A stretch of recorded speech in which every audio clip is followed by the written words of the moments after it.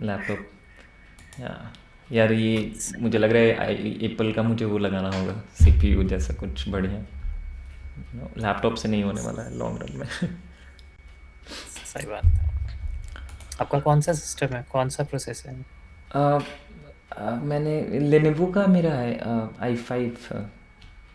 ठीक चलता ओके। है जनरली। बट ये मैंने मिनी लैपटॉप पर्सनल यूज़ के लिए लिया था उस समय, बहुत छोटा सा है, 14 इंच का। सो अभी अच्छा।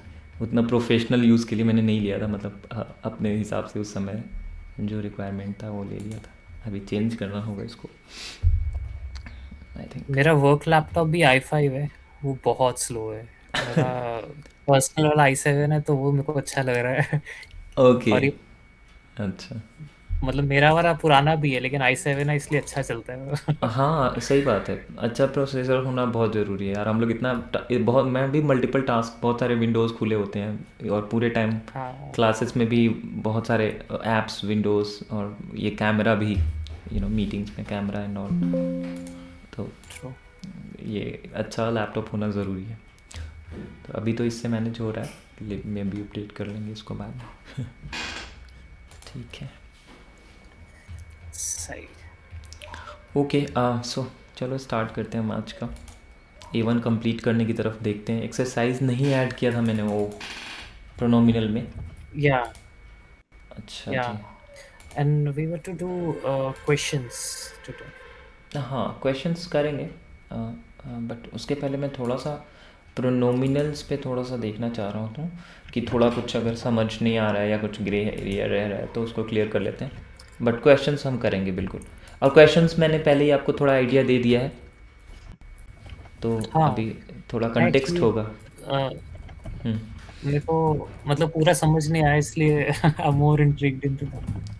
आई मीन पूरा समझाया ही नहीं था अभी। हम करेंगे आज इसको हाँ।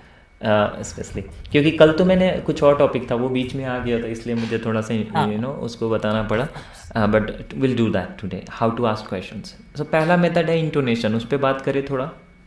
इंटोनेशन पे मैं लिखूंगा नहीं, मैं कुछ भी लिख नहीं रहा हूँ और ना ही कुछ शेयर कर रहा हूँ, I am just saying first method is intonation method, right? The most या informal way to ask a question in French. Si je dis ça va, par exemple, ça va, tu parles français. Vous êtes népalais, ok? Vous habitez au Canada.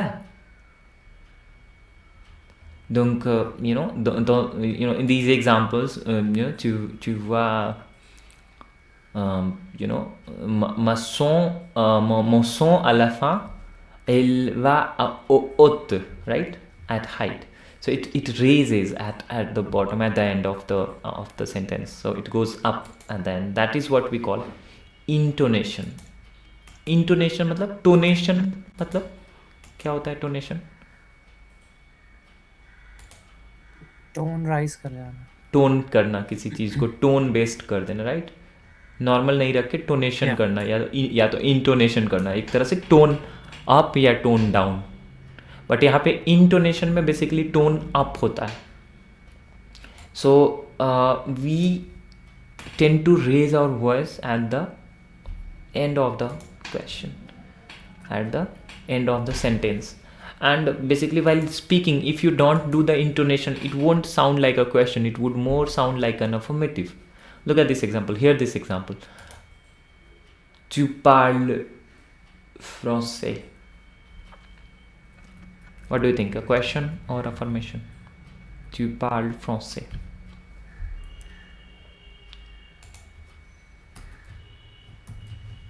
Hmm? A question or affirmation? Listen to me again. Tu parles français. That's not a question. Not a question, right? या Tu parles français does not sound like a question, right? It's like more, I'm like confirming that you speak it, like I'm just affirming it that you speak French. Tu parles français. Vous êtes indien, you're Indian. And I'm not asking if you are Indian, right, Diksha? समझ आ गया? Intonation बस यही है, that's it. Next, if I से tu parles français, Sorry, your screen is not visible. I'm not sharing anything at all. अच्छा, आप you're writing, so you're No, typing I'm fast. just doing some corrections in the exercises that Okay. I'm giving you. I'm not writing anything. Sure. So चलो बताओ, tu parles français? Question और नहीं? Yeah, it's a question. Oui. C'est une question? D'accord. C'est une question. Even this is also a question, right? Yeah. So yeah, now I think you have understood what intonation is. Can you do some examples? Can you ask me a question in intonation? One from Praveen, one from Diksha. Ask me one. Tu es professeur? Tu es professeur? Très bien. Oui, moi je suis professeur du français. Diksha, votre question?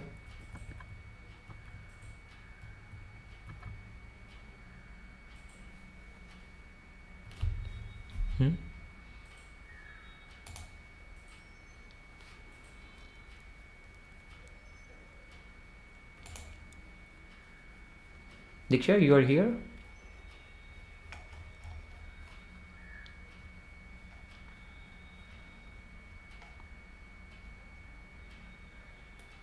I don't think. It's okay. Okay, more questions. Praveen, और पूछ सकते हो आप मेरे से कुछ और questions?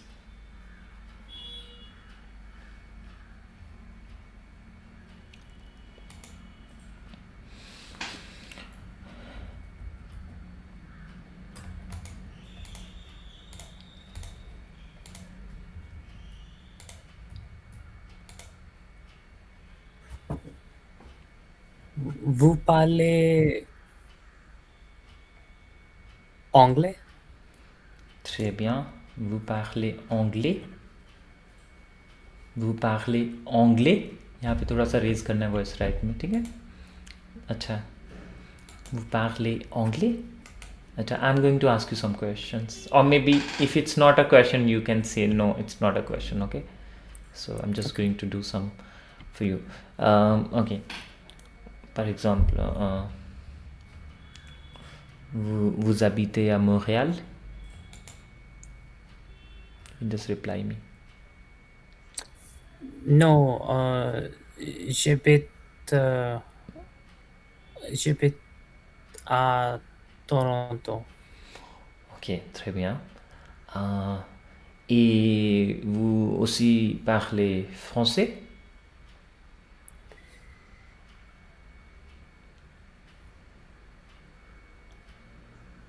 Oui. Oui. Je parle français. Je parle français. It's okay. Je parle français. ठीक है? Je parle français. Oui, je parle français. D'accord. Et vous habitez. Désolé, j'ai déjà posé là. Vous êtes canadien? Non, je viens. Très bien. Je viens de India. India. No, not India. It's and. Je viens d'Inde. No? Oh yeah, and Je viens d'Inde. then Come from India. Très bien. again. Very, very good. Ok. Donc vous êtes indien?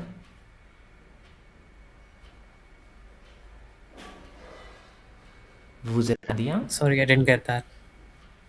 Ok. Vous êtes indien?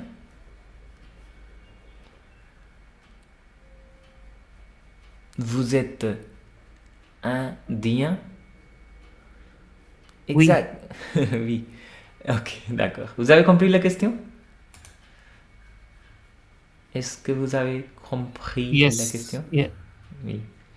Oui. Yes. D'accord. Donc, c'est simple. Indien. nationalité, no? Andia. Yeah. And c'est un pays. C'est un pays. Tu viens d'Inde. Je viens d'Inde. Je pose la question comme vous êtes canadien? Non, je viens d'Inde. Et je suis indien. Je ne suis pas canadien. D'accord? Bon? Yep, got it. Okay, cool. So basically, what I'm trying to say here is intonation questions are basically nothing but affirmatives. Just you're doing is keeping the affirmative structures like subject plus verb plus object, and in between, of course, articles, preposition, whatever is required. But majorly, it's subject plus verb plus object, and you're just putting a question word at the end if you are writing. But if you're speaking it, you just don't just raised for that question mark at the end, but you produce the sound as raise your voice at the end so that it sounds like a question. Otherwise, the risk with this sort of type of question is that you might end up saying affirmative sentence, which would be a blunder in this case. I would not want to say that you are Canadian. I want to ask if you are Indian or Canadian or you live in Canada. It's a question actually. I don't want to affirm. I don't know if you are Canadian or not. I'm just asking because you live in Canada. I thought you are Canadian. So I thought just what I'm asking, like vous êtes Canadien? Parce que vous habitez au Canada, je pose la question, vous êtes Canadien ou? And then you say, oui, or non, je ne suis pas Canadien. Je viens d'Inde et je suis Indien. C'est clair? Even this question, c'est clair, is also intonation only. Okay? Otherwise, c'est clair. Yeah, this is clear. And then intonating it, just that. So it's actually affirmative, c'est clair. So you can just reply c'est clair. So if I ask you c'est clair, and if it's clear, you can simply say c'est clair with a closer sound, not opening it, not raising at the end. So if I ask question, ça va? You say ça va. Yeah, I was just thinking about this example. Yeah. Ça va. If I say, like, c'est clair? C'est bon? A question. So you can say oui, bon. Pas de problem. C'est clair? Right? All these. But you do not intonate when you are responding, right? आप intonation up नहीं करोगे. आपका intonation हमेशा down होगा, close होगा.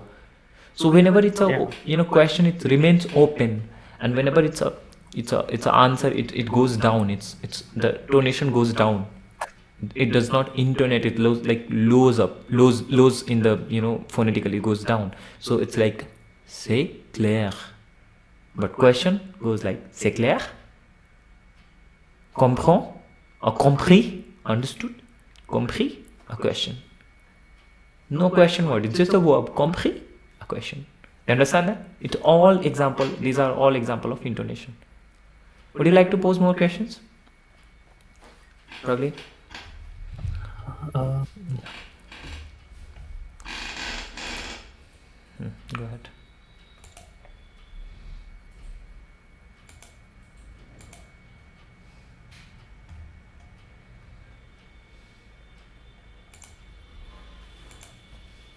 सोचो आराम से, टेक योर टाइम.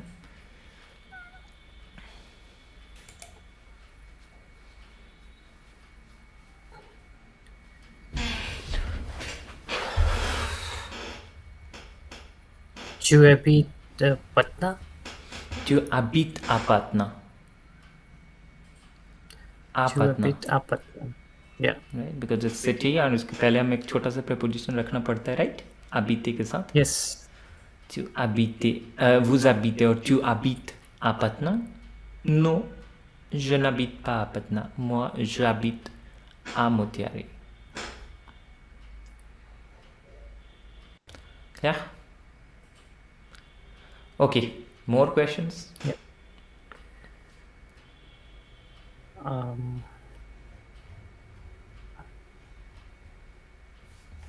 चलो लेशन स्टार्ट करते हैं, ठीक है? सोचोगे इस पे आप बहुत और भी क्वेश्चंस, ठीक है। But I Yes. थिंक ये इतना डिफ़िकल्ट नहीं होने वाला है, यू नो, इंटरोगेशन या you know questions in French, it's very simple topic, right. So just let me add a bit notes here and we'll start them. So पहला method clear है। Second method भी मैं आपको बता ही देता हूँ, notes आपको मिल जाएंगे। Second method is ask method. Ask method में क्या होता है, basically you put ESTCE and then QEE, in between so and co there is a hyphen also.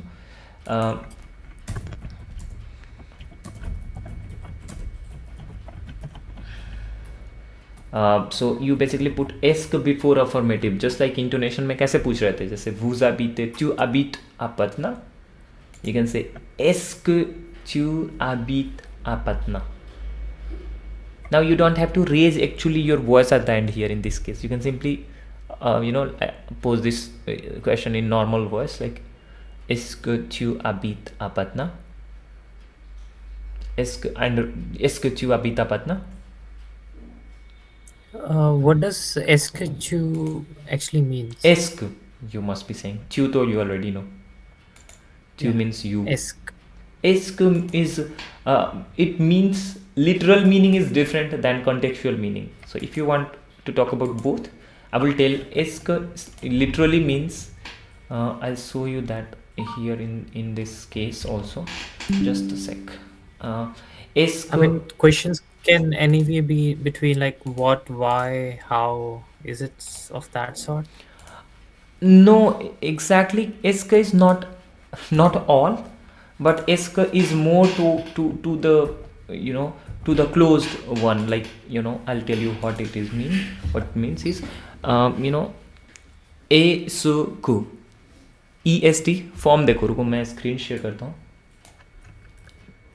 मैं आपको पहले लिटरल मीनिंग बताता हूँ, ठीक है, आप समझ जाओगे। It's very simple. Diksha, let us know once you are available.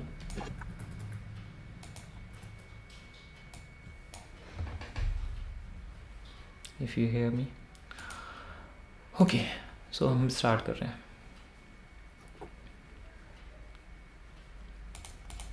I'm sharing my screen. Je partage mon écran en français, right?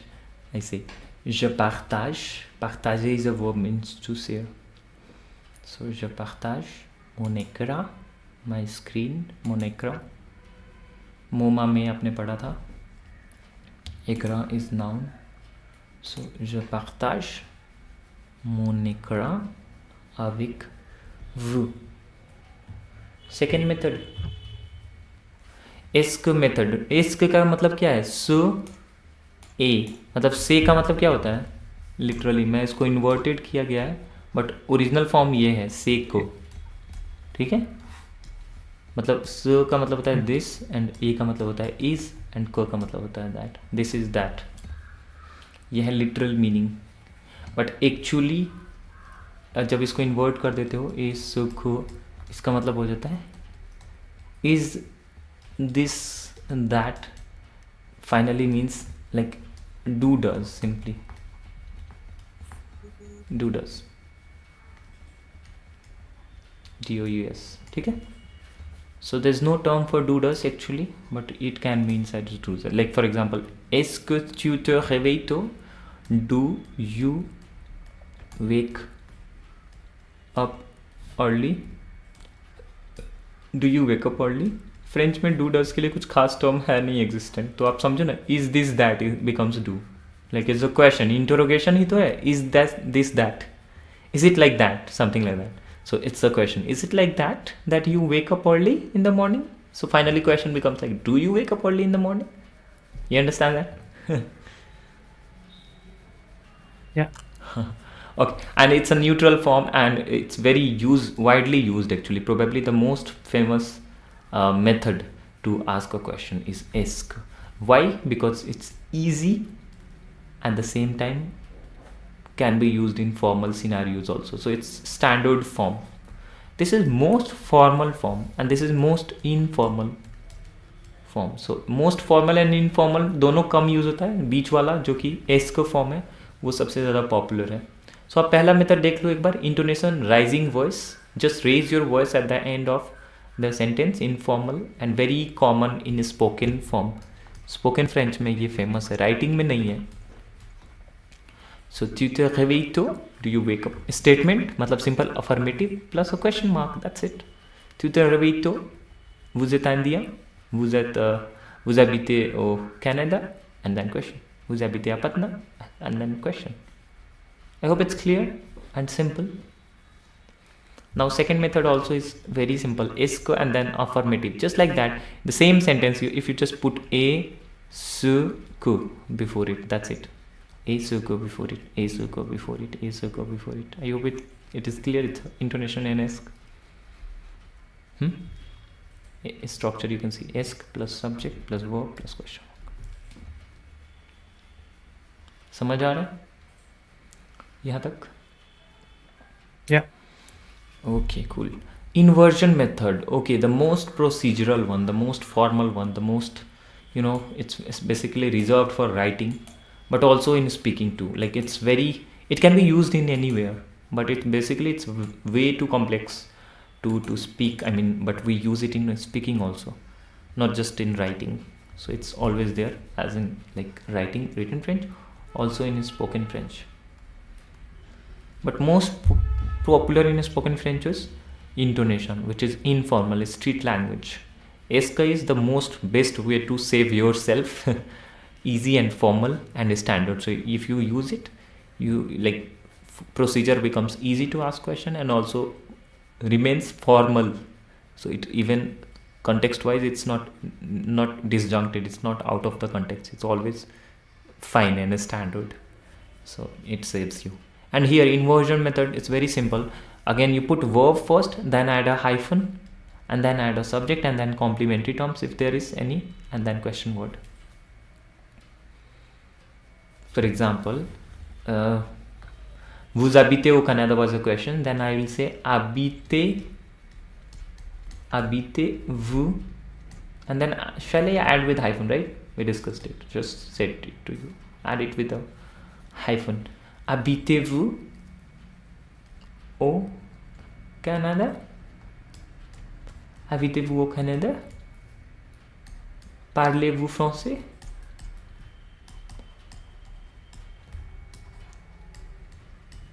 Parle के साथ वाले में पार्ले वो फ्रांसे. आई डोंट थिंक यहाँ पे हमें आर्टिकल पुट करना चाहिए. और क्या हो सकता है? मॉन्ज यस राइट, त्यू के साथ मैं लिखना चाहता हूँ मॉन्ज त्यू द ला सलाद. Do eat salad. I hope it's clear. Inversion also is clear, right?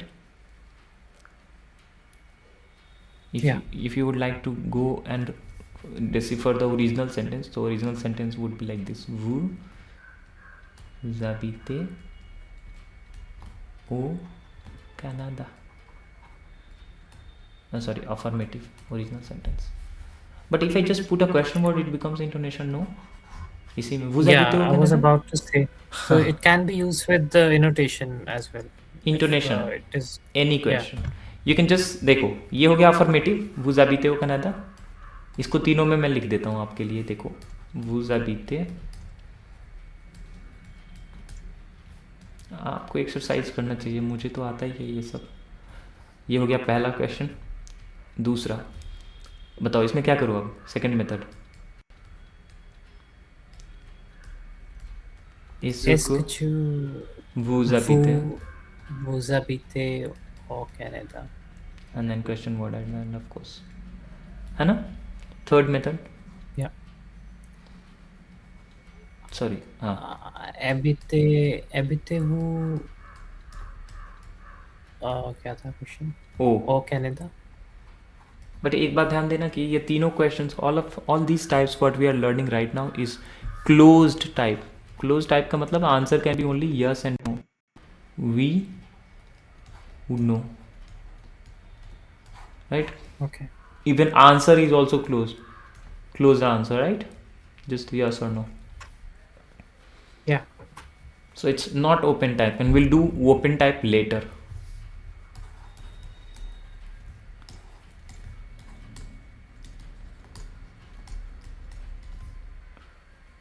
मतलब थोड़े टाइम में, not later, it's just in some time. Is it clear for now? A2 Close question. A2 में आएगा वो नहीं नहीं, A2 में open नहीं question. आएगा, हम इसको अभी इंट्रोड्यूस करेंगे in just some time, like Okay. Just hold it for now. So A2 O2 कुछ नहीं होता यार. पहली बात तो समझो, तो मैं बोलूँ ना, लैंग्वेज एक है, पूरा मिक्सड अप है, वो जस्ट फॉर्मेलिटी है. A1 A2 discussion. Yeah. जो आया वो यहाँ पे आया, नहीं तो नहीं आया. A1 A2 कुछ नहीं है. सो फॉर्मेलिटी है. समझ नहीं आता मुझे क्यों ऐसा डिवाइड किया है, बट किया है तो करना पड़ता है. हाँ, क्योंकि यू नो लैंग्वेज क्या डिवाइड कर सकते हो, इतना ईजी है क्या? मैं बोलूँ हिंदी को कर दो आप A1 A2 में, तो हो जाएगा. True. नहीं हो पाएगा. मतलब इट्स या यू कैन जस्ट, आप उसको जैसे आप देखो, या बहुत लिमिटेड मैनर में पॉसिबल है, सुपरफिशियली. तो यहाँ तक हम लोग ठीक है, क्लियर है. Yep. Diksha has left. Okay.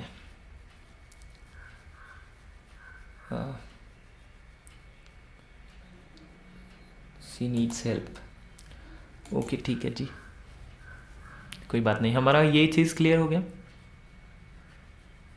ठीक है. इंटोनेशन एस का इन्वर्जन, मैं बोलूँगा एस की is the safe choice for FTC. मैं भी यही बोल रहा था आपको तब से, बट इन्वर्जन भी अच्छा है. बट इंटोनेशन तो बिल्कुल बेकार है. We can just avoid it in the real exam, I am saying, right. But in not from the speaking part. ऐसा नहीं है कि स्पीकिंग पार्ट से ही ड्रॉप कर दोगे. मैं खुद इतना इंटोनेशन यूज़ करता हूँ, राइट. सो मतलब इंटोनेशन यूज़ करना काफ़ी आसान है, राइट. क्विक है. क्विक क्वेश्चंस के लिए हम इंटोनेशन के लिए ही जाएंगे. नहीं तो एस का और इन्वर्जन बहुत लेंदी क्वेश्चंस देता है हमें, लेंदी structure. I think it's better for practicing, मतलब क्योंकि affirmative भी हो जाते हैं और question भी हो जाते हैं. यस. सो स्टार्ट करने के It's लिए अच्छा है intonation. yeah, beginner friendly. Beginner friendly.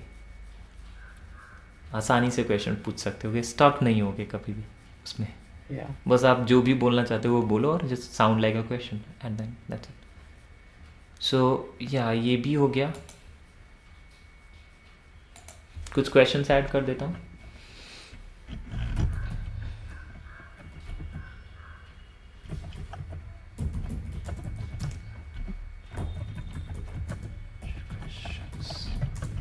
आज तो यहाँ बारिश हो गई इतनी कल से कि मौसम चेंज हो गया.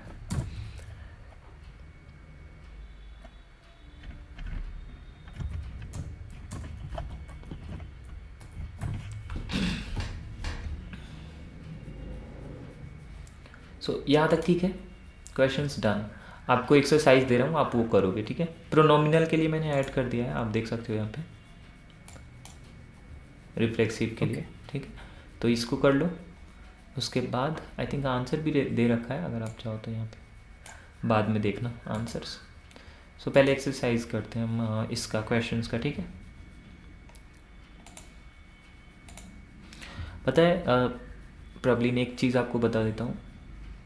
फ्रेंच में अगर टाइम सेव करना है, तो टाइम बर्बाद नहीं करना है, तो ग्रामर लेसन्स हमेशा क्विक लेसन्स की तरह होना चाहिए, ठीक है. तो हम ग्रामर लेसन्स को हमेशा कंसाइज रखने की कोशिश करेंगे. 15 मिनट 20 मिनट मैक्सिमम, और ज़्यादा से ज़्यादा time will ask question answer, ठीक है. एक दूसरे से पूछेंगे, एक्सरसाइजेस करेंगे, प्रैक्टिस.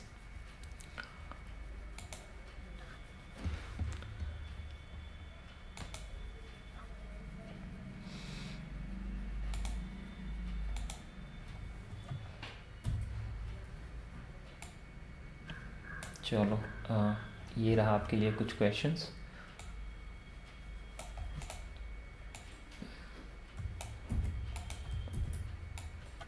आप करो तब तक कुछ क्वेश्चंस, फिर हम देखते हैं आगे का, ठीक है.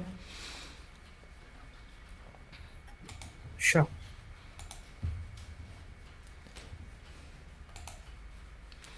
Let me zoom in a little bit.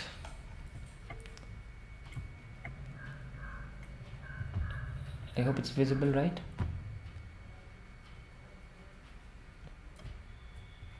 अभी ठीक है या थोड़ा और जूम कर दूँ?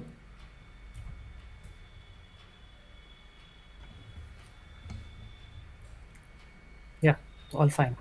ठीक है, go ahead start with part 1 and then 2 then 3। बस तीन ही करो आप, ठीक है अभी के लिए। बाकी रेस्ट आप होमवर्क की तरह करोगे, अभी 3 करो आप। आई थिंक 10 मिनट काफ़ी होगा। Yeah, sure. ठीक है, I'll catch up in 5 to 7 10 minutes. Let's do it.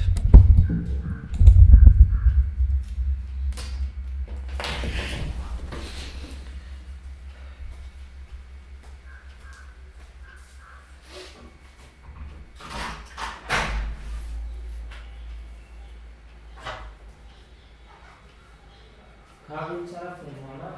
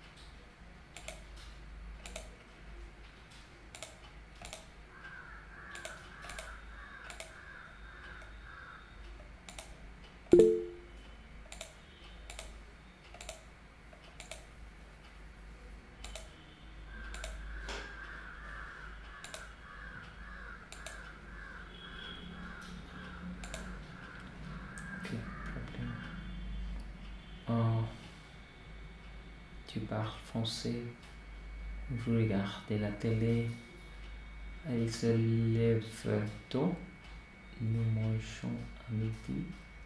Ok, ठीक है, so बस वही लिखना था, elle se rapidement. चलो एक बार पढ़ लो probably, just quickly read out what आपने whatever you have written. Can you check the inversion once, because Yeah. मेरे को मतलब उसमें कॉन्फिडेंस नहीं हुआ, बाकी तो वो एफर्मेटिव ही है दोनों. हाँ थोड़े से एरर्स हैं, जैसे पार्ल त्यू ओंगले जो आपने ऐसे लिखा है, इसको हम Yeah. ऐसे लिख सकते थे. ई के साथ पहली बात तो एस मिसिंग है. Yeah. दूसरी बात कि क्यू में टी कैपिटल नहीं रह सकता बीच में, कैपिटल लेटर से स्टार्ट होता है, बीच में नहीं रहता. सो बीच में तो Yep. क्यू छोटा होगा. और बाकी आई थिंक मॉन्ज में भी वही चीज़ है. मॉन्ज तो ठीक है, नहीं मॉन्ज के साथ ठीक है, क्यू मॉन्ज मॉन्ज टिल. बट यहाँ पे थोड़ा सा एक और छोटा सा मॉडिफिकेशन चाहिए. अच्छा है ये एक्सरसाइज से पता चला हमें. यहाँ पे देखो मॉन्ज ई में एंड हो रहा है और उसके बाद आई से स्टार्ट हो रहा है. 2 कॉन्जिक्यूटिव वॉवेल्स है, राइट है ना. Yeah. मॉन्जिल जैसा सुनाई देगा, मॉन्जिल डू पा, बट ऐसा होगा नहीं बिकॉज हम इसमें टी लगाएंगे बीच में. ठीक है, मैं यहाँ पे आपको एक्सरसाइज में भी ये चेंज अपडेट कर देता हूँ. देखो मॉन्जिल डू पा, समझ गए. कंजिक्यूटिव वॉवेल्स होने की वजह से हाइफन के साथ 2 hyphens around T both side and then इल, और एल भी होता तो भी यही लिखते, यू नो, समझ गए. सी होता तो भी, क्योंकि वहाँ भी ई के साथ कंजिक्यूटिव वॉवेल्स आ जाता ना, हो समझ गए. ये सिर्फ इल के साथ होगा, ठीक है. Okay. So there is no other logic except कि दोनों vowels एक साथ आ गए, right? या मैंने आपको जैसा इतने दिन से ऑब्जर्व किया है तो आप समझ ही गए हो कि it's all you know phonetical convenience, right. Yeah. So Yeah. Inconvenience हो रहा है, मोजिल हो जा रहा है. और मोजिल I never heard that one, Mojil, but Mojtil. Does he eat? Like Mojtil. Did he eat or something like Mojtil? Because इसमें consecutive vowels होने की वजह से बीच में T ऐड कर रहे हैं. Got it. समझ गए. और देखो कॉन्सोनेंट ऐड कर रहे हैं. Strong reason for that. हमें कॉन्सोनेंट चाहिए था, सेपरेशन ऑफ द वॉवेल चाहिए हमें. Desired thing is separation of vowel. आपको पता है how to do separation of vowel. This is one way, आप समझ गए. इसके पहले भी आपको एक और पता है, which is trema, which is used upon vowel E O U. I think these 3 to separate the vowel sound, right. No Yeah. L. So ये भी एक तरह का वही थ्रेमा फीचर है, but it's not a trema in this case. It's like, you know, adding T between 2 vowels with 2 hyphens around it, and it becomes Mojtil. समझ गए region logic everything. Yeah. And the cases only with the ell when there's a conjugative, you know, ending part is with the vowel bit. So basically 2 consecutive vowels नहीं हो सकते, बस that's it. यहाँ पे देखो chew Paarl के साथ मैंने ऐसा क्यों नहीं किया और पार्ल त्यू के साथ मैंने ऐसा क्यों नहीं किया, आप देख सकते हो क्यों. क्योंकि दोनों में कोई भी वॉवेल नहीं, और दोनों के दोनों वॉवेल होना चाहिए था अगर ऐसा कुछ करना है तो, ठीक है. यानी कि last letter of the verb should be a vowel and fourth letter of the noun और subject pronoun should also be starting with a vowel, which is basically इल केस जनरली, राइट है ना. थर्ड पर्सन प्लूरल भी हो सकता है but वो नहीं होता बिकॉज उसके साथ वाला कंजुगेशन टी में एंड हो जाता है बेसिकली. समझ गए. तो वहाँ पे भी वो केस नहीं होगा, सिर्फ थर्ड पर्सन सिंगुलर तक ज़्यादा से ज़्यादा रिजर्व्ड रहेगा, और वो सारे केसेस जहाँ पे 2 कॉन्जिक्यूटिव वॉवेल्स हैं. Hope it's clear. Third case आपने क्या लिखा है, वू अम्यूजे. ओके नहीं, थर्ड वाला सही नहीं है, कोई बात मेरे को भी इस पे डाउट है. नहीं. देखो इसमें क्या लिखना है,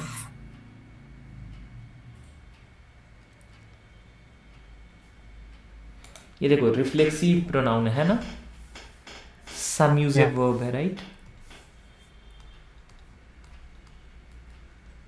तो एक चीज़ मैंने आपको बताया था, याद है, मैंने बोला था रिफ्लेक्सिव प्रोनाउन और उसका वर्ब को आप कभी भी अलग नहीं कर सकते, कुछ भी हो जाए, है ना. चाहे क्वेश्चन हो, चाहे नेगेशन हो, चाहे जो भी हो। मैंने बताया था ये चीज़ आप लोगों को लास्ट टाइम, और यही चीज़ हो रहा है। ये देखो कौन सा वू और मेन वर्ब है। मेन एक्चुअली इसको सेपरेट नहीं कर सकते, ये है ना। या और रूल क्या था हमें कि वर्ब वर्ब पहले लिखना है, उसके बाद यहाँ पे सब्जेक्ट लिखना है, right, and then question verb. Subject आएगा। या तो बताओ क्या लिखूं, कुछ आ रहा है समझ? वो amusez-vous। वो जो भी है, स्पेलिंग मैंने शायद गलत लिखा। यहाँ पे हाइफन एंड देन वू, नो, या एंड देन क्वेश्चन या वर्ब। वूज amusez-vous। सो ये वाला वू क्या है? रिफ्लेक्सिव प्रोनाउन, मतलब प्रोनो रिफ्लेक्सिव, जो भी कहो इसको, प्रोनो रिफ्लेक्सिव लिखना चाहिए मैं फ्रेंच में। एंड दे ये वाला क्या है? Subject pronoun, right. And then ये point d'interrogation, point d'interrogation, question mark. समझ आ गया?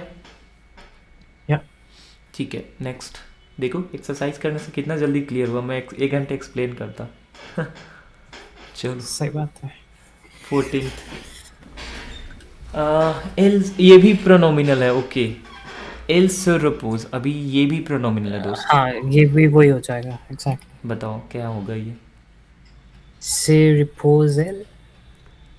पहली बात ये से नहीं है, क्या है ये? स स। रिपोज। एल होगा या तेल होगा? सुनाई दे रहा है? अच्छा नहीं लग रहा है। रपोज तेल होना चाहिए था, पोस्टल। या ठीक है वो। उसके बाद नेक्स्ट अभी इसी, no need to explain this one, right. या सो बस बाकी सब ठीक है। यप बस यही है। Questions done, close questions done, let's call it like that, because open questions अभी भी बाकी हैं। Close questions done, right. एक Yeah. तरह से क्लोज क्वेश्चन हो गया तो ओपन क्वेश्चन भी बचा नहीं है, एक तरह से अनटच्ड तो नहीं है बेसिकली, समझो वो भी हो ही गया है। बस थोड़ा सा एक कुछ बताऊंगा, then it's done, it's done. Just open it up the question, open वाला I just open it up by doing something, some tweak to this question. For example, tu parles français, I'll tweak this like combien de langues tu parles, or tu parles you know quelle langue tu parles, or tu parles quelle langue, just a question word and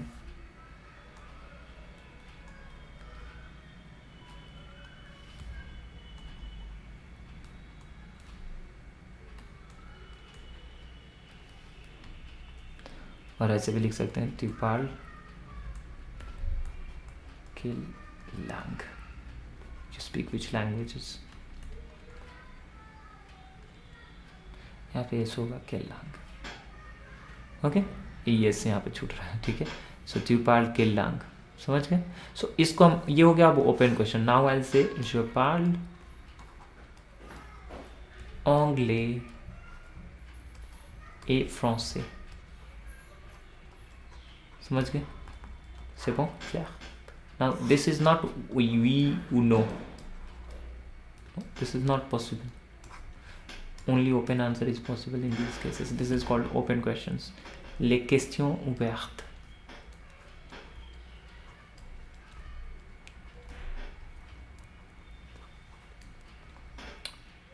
ऐसे दीक्षा तो class miss करेगी तो दिक्कत हो जाना है उसको। les questions ouvertes, अभी हमने जो पढ़ा वो क्या पढ़ा था अभी तक? les questions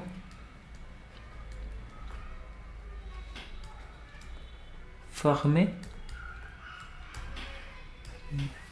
यहाँ पे ouvertes yes है ना, because question is a feminine noun, feminine, so इसका एडजेक्टिव भी तो नाउन फेमिनिन प्लूरल ही होगा ना, नाउन फेमिनिन प्लूरल है ना।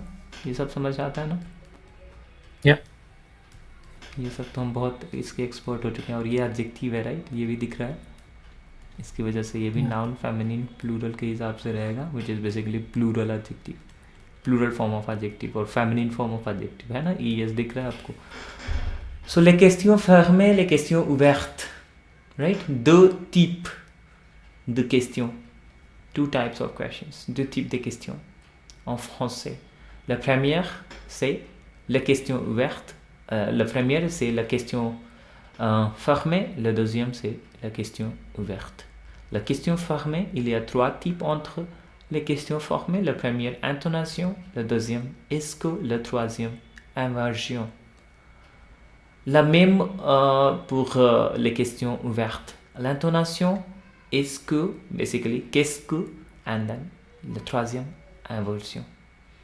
Exactement la même comme les questions fermées. Okay, but we'll talk about that in a bit. So अभी यहाँ तक चीज़ें समझ आ रही हैं, सब Yeah. कुछ ठीक है. ये दो क्वेश्चंस आप होमवर्क की तरह करोगे, ठीक है? चलो. Yep, I'll practice inversion once क्योंकि वहाँ पे थोड़ा tricky था वो. या बिल्कुल, आप बिल्कुल उसको एक्सरसाइज करके ठीक करोगे, क्योंकि मैंने बताया भी नहीं था. पहली बात आपने ऑब्जर्व किया, मैंने बताया ही नहीं था एक्सरसाइज में, लेसन्स में मैंने बताया ही नहीं यहाँ पे कि कैसे करना है. बट अच्छी बात है ना, ये मैंने भी थोड़ा अपना अप्रोच चेंज करना है. मुझे सारी बातें बताने की ज़रूरत भी नहीं होती ना, बहुत बार समझ आ गया था कि कुछ चेंज होगा, राइट? और ये ज़्यादा दिन तक हुक में रहेगा, नहीं तो भूल जाते हैं. मैं ज़्यादा एक्सप्लेन करता हूँ, ओवर एक्सप्लेनेशन, तो you tend to forget it every time. When I explain less, when I say less than necessary, it remains with you. पता नहीं ऐसा क्यों होता है.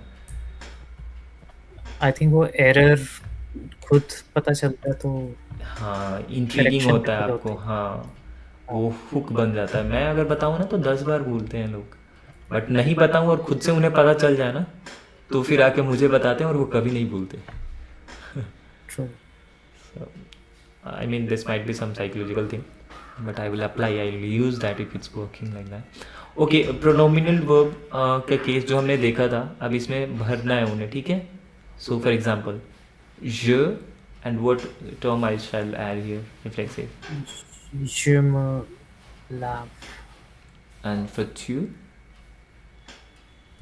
Tu te réveiller. कर लेते हैं इसको. Next, il, Il se. s apostrophe. Yeah. Next, Nous, nous. नुनु. पूरा एग्जाम्पल हमेशा पढ़ने की कोशिश करिए, क्योंकि you need to learn new words. ये एग्जाम्पल में जानबूझ के कुछ नए वर्ड्स एडेड होते Yeah. हैं, तो पूरा मतलब बेनिफिट रिप आउट करना है. हमें सिर्फ ये नहीं जानना है कि overall bigger picture. Je me lave, tu te réveilles à 7 heures, il s'habille rapidement, nounou. What do you think? Promenons le soir. You understand? Se promener, Yeah. Evening walk. walk for a relaxation walk, free time, walk, like you walk to relax, not to go somewhere. Okay, question number 5. Vous, Vous reposez après le travail. le travailler नहीं, travailler is a verb and this is noun. You see article before it. Le travail, not travailler. travailler is a verb and travail is a noun. Verb से noun बन सकता है, ये भी idea समझ आया कुछ? Yeah. I was actually finding मतलब ऐसी पर्टिकुलर वेबसाइट थी जो मेरे को मतलब टू फिक्स दिस बिकॉज अभी मैं वही कर रहा हूँ, मैं पार्ले ही कर रहा हूँ, मैं पार्ल तक स्टिक नहीं हो रहा हूँ. looking अच्छा, for- yeah, je parle you tend to read, this is what you are saying. yeah. Okay okay, मैंने बोला है इसको भूल जाओ, ड्रॉप करो, सिर्फ इतना पढ़ना है. Half of Yeah, it even हमें पढ़ना word है. reference is not having it. मैंने Collins भी देखा, उसमें भी नहीं है. क्या नहीं है? लुकिंग Collins जो डिक्शनरी है उसमें भी नहीं है, क्या word नहीं है? आप reference क्या में भी कहना क्या चाहते हो, क्या चाहिए आपको?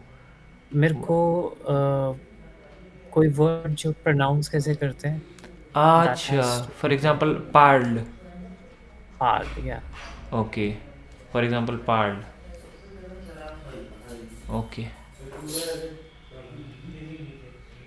Okay,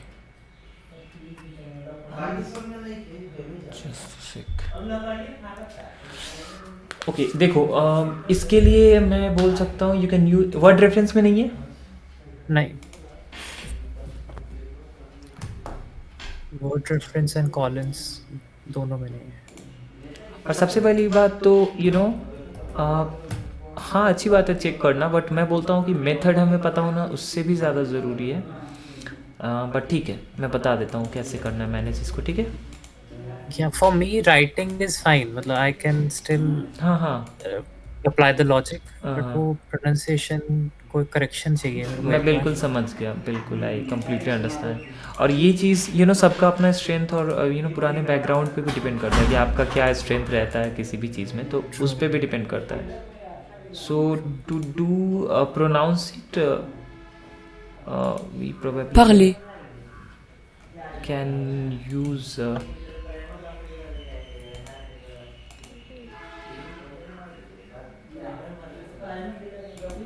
for example you can say you speak, right? You want to say I speak, je parle. Sorry what I am doing is डेपल वेबसाइट ओपन करो, वहाँ पे टाइप कर दो जो भी करना है, ठीक है। फॉर एग्जांपल आई स्पीक, आपको प्रोनाउन के साथ करना चाहिए। देखो सुनो, तो ये पहले प्रोनोमिनल का होमवर्क कर लेना, होमवर्क में बता दिया। प्रोनोमिनल हो गया और आपका वो हो गया, क्या बोलते हैं, क्वेश्चंस, क्लोज क्वेश्चंस। दो Yeah. होमवर्क है, नोट इट डाउन, ठीक है। दो होमवर्क आपका है कल।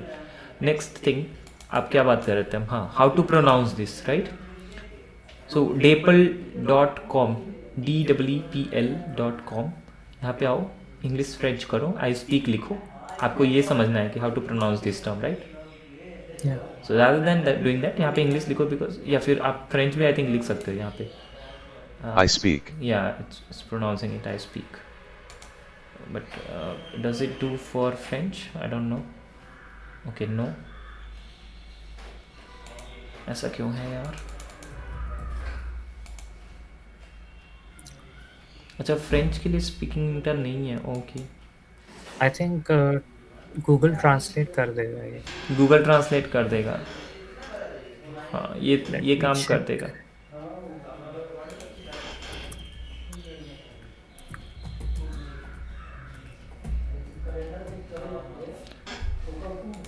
Just putting it here, sorry. Yep. Je parle. Works. Yes, so यहाँ से कर दो, ठीक है।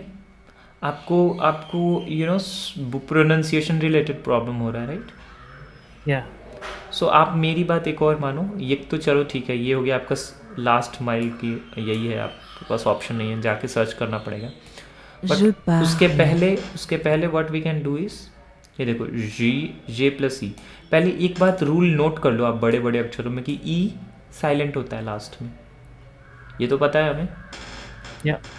सो ये हो गया ज, एंड ये हो गया Pakhal.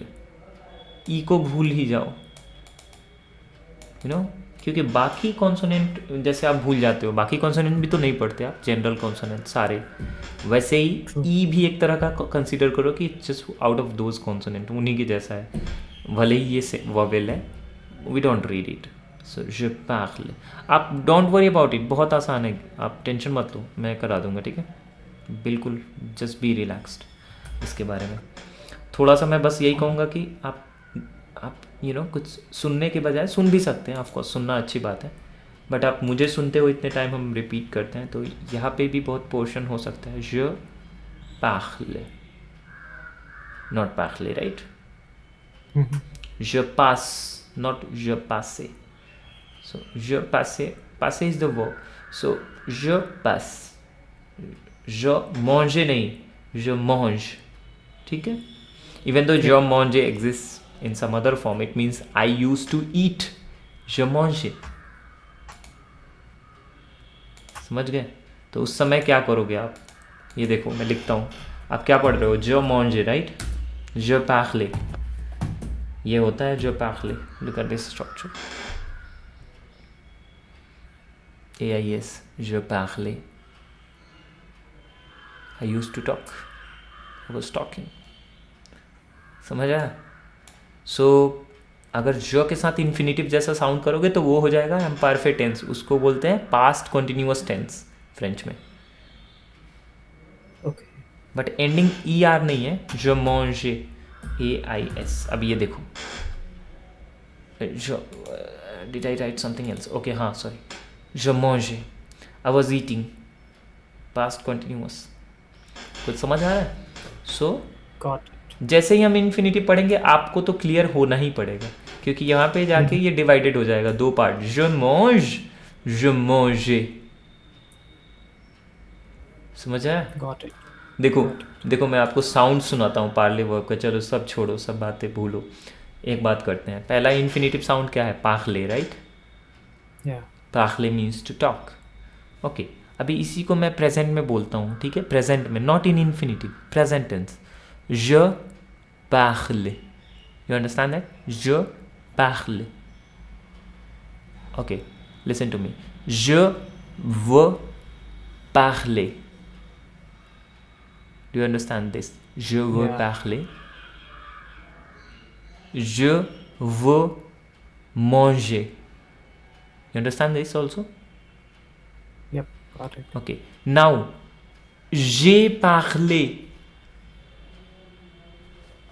J'ai parlé.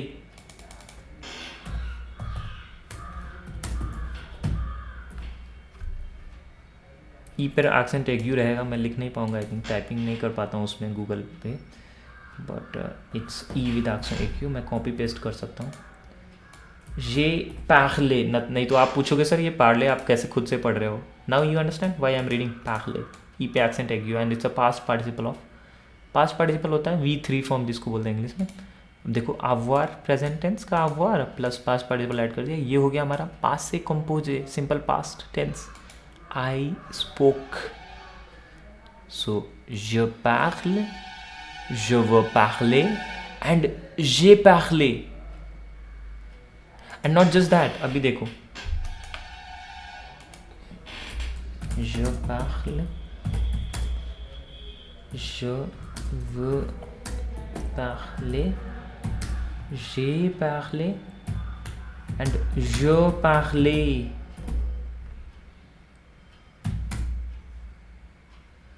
Understand that? ये सब टेंसेस हैं फ्रेंच की. je parle एंड ये तो टेंस नहीं है, मैं बोलूँगा je vais parler is a tense. I'm going to talk. je vais parler, I'm going to speak.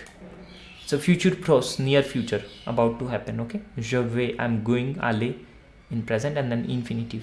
So je vais parler, j'ai parlé, passé composé, simple past. I spoke, I did something, I spoke. And je parlais, I was speaking, I used to speak. Je parlais. You understand that? Yep, got it. अभी future simple. Je parlerai, I will speak. And je vais parlerai is also translating as I will speak, but Google Translator is, that's why it's not accurate. Je vais parler means I'm going to speak, I'm about to speak. And je parlerai means I will speak in future.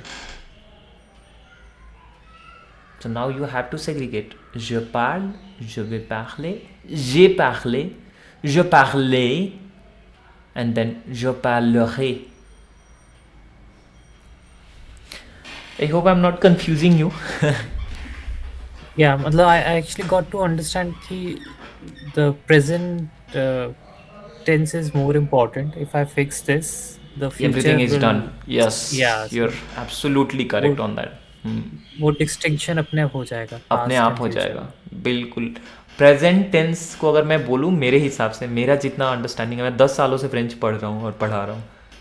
French का present tense का मतलब है tenses का 80%, 80% is done. Do you understand? Do you believe me? Like if you just do present tense perfectly, मतलब if you master it, if you just become master of it, you are done with 80% of the work. Rest is just nominal part, just formality to go with. You understand that? इतना important है. May be थोड़ा मैं ज़्यादा emphasize कर रहा हूँ, may be थोड़ा ज़्यादा ideal हो रहा हूँ, but still I would go with that number only. I would not decrease that number. Why? Because even in real time speaking, we don't use passé composé, we don't use generally future, we don't use plus perfect, we don't use conditional, we don't use subjunctive. We don't use passive, we don't use active और all this मतलब passive sentences, और rather we more use present tense का general form, subject plus verb plus subject, है कि नहीं? किसी भी language में मैं बात कर रहा हूँ, फ्रेंच की बात नहीं कर रहा हूँ, इंग्लिश में, हिंदी में, फ्रेंच में, हमारी आपसे जितनी बातें होती हैं क्लास में वो ज़्यादा पासे कंपोजिट में होता है, फ्यूचर में हिंदी में भी या इंग्लिश में भी या फ्रेंच में भी कौन से टेंस यूज़ कर रहे हैं हम लोग? प्रेजेंट में। It's just the natural dominance of le présent and quite huge dominance of present tense in French, because बाकी सारे derivations भी present से ही हैं कहीं ना कहीं. If you look at the conjugation, look, je parle is present form, right? है ना? अब देखो ये देखो फ्यूचर प्रोस भी आले का प्रेजेंट से ही बन तो रहा है, जो वे, it's not, isn't it present आले. अच्छा ध्यान से यहाँ पे देखो, isn't it our in present, ये पहले. ओके चलो, एम्पार्फे में कुछ भी नहीं है प्रेजेंट से, फिर भी है कुछ, बताऊँ क्या है? What we are doing is नू का पार्ले फॉर्म लेते हैं, नू पार्लों, ओ एन एस ड्रॉप करते हैं, तो we remain with P R L and then E I S add करते हैं. So even imperfect is not untouched from present. It's coming from actually directly from present tense.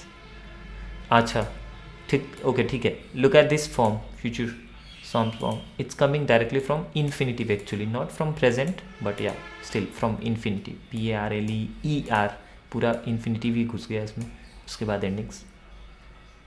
तो ले दे के मुद्दा समझ आया, फोकस कहाँ है? या तो प्रेजेंट होगा या तो इन्फिनिटिव होगा, डोमिनेंस इन्हीं दो चीज़ों का होगा. तो इन्फिनिटिव भी आपको पता है, पार्ले, एंड उसका कॉन्जुगेशन भी पता है, जो पार्ल टू पार्ल इन पार्ल पार्ल. If I am able to communicate what this is what exactly you are suppose to do in future.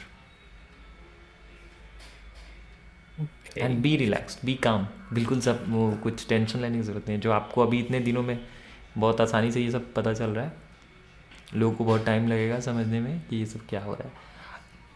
और इसलिए भी आपको बताया मैंने, नहीं तो अभी मैं नहीं बताता.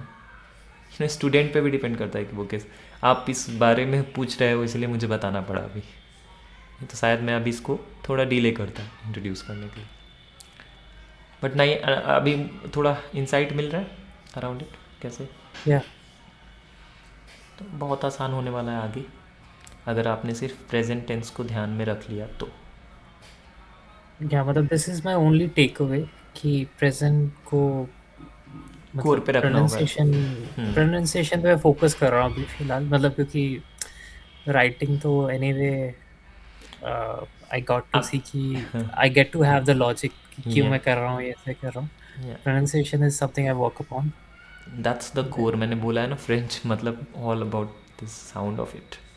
सो अगर साउंड अगर आपने सीख लिया तो मतलब कि मास्टरी जिसको बोलते हैं वो हो गया. Not you know more a learner then after once you master the sound. जैसे जो लोग मास्टर नहीं कर पाते साउंड, वो लर्नर की तरह बिहेव करते रहते हैं हमेशा, गलत सही हमेशा एक लूप में रहते हैं, ख़त्म नहीं होता उनका. सो या ठीक है.